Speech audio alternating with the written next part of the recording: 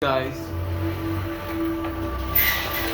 yes, I want to teach you and show you how to remove your external hard drive or flash safely for you to avoid damage on your external drive or flash.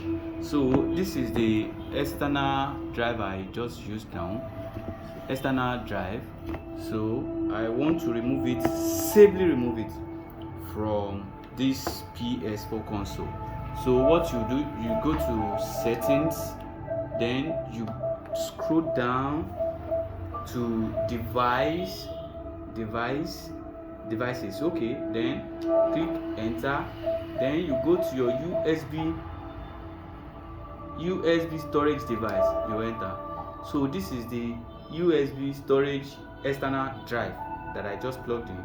Then you click on it, then click on stop using this USB storage device. Just click stop. Now you can see the message on it. You have stopped using the USB device. You can safely disconnect it. Now this is okay. Then you can safely remove your external drive. And if this video is helpful, click subscribe, follow, turn your notification bell. Thank you. God bless you.